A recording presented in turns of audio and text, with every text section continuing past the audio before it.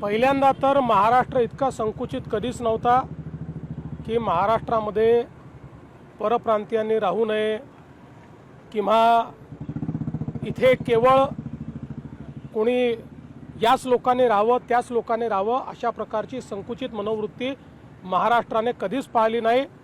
छत्रपती शिवरायांनी जो महाराष्ट्र धर्म आपल्याला शिकवला त्या धर्माला देखील ते अपेक्षित नाही। आणि मला तर अतिशय आनंद आहे की माझा मराठी बांधव मी देशाच्या कुठल्याही राज्यात गेलो तरी तिथला एक अतिशय प्रॉमिनंट अशा पद्धतीचा नागरिक म्हणून त्या राज्यामध्ये तिथल्या संस्कृतीमध्ये भर टाकताना दिसतोय।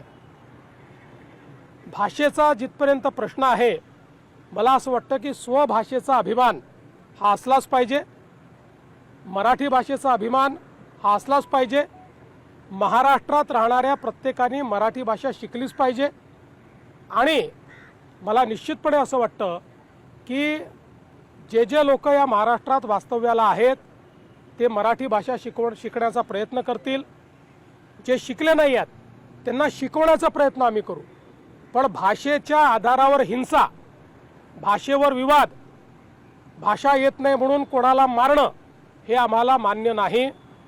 यातला मार्ग हा आहे की आपली भाषा इतकी सुंदर आहे आणि इतकी सोपी आहे, कोणालाही शिकवता येते। त्यामुळे आम्ही हा प्रयत्न करणार आहोत की अशा सगळ्या लोकांना आम्ही भाषा शिकवू। महाराष्ट्र पुढे जातोय, एक पाऊल पुढे टाकताना आज मीटिंग गेम चेंजर प्रोजेक्ट मला अतिशय आनंद आहे।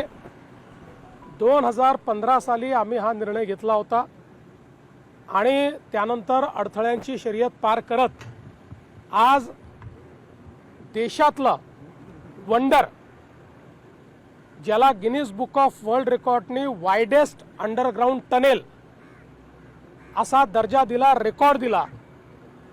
आणि सर्व प्रकारच्या इंजिनिअरिंग मार्वल्सनी परिपूर्ण अशा पद्धतीनं हा मार्ग या ठिकाणी तयार झालाय।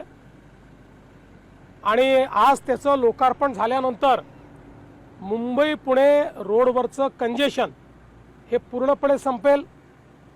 अर्ध्या तासाने अंतर कमी होईल, 10 किलोमीटरने अंतर कमी होईल।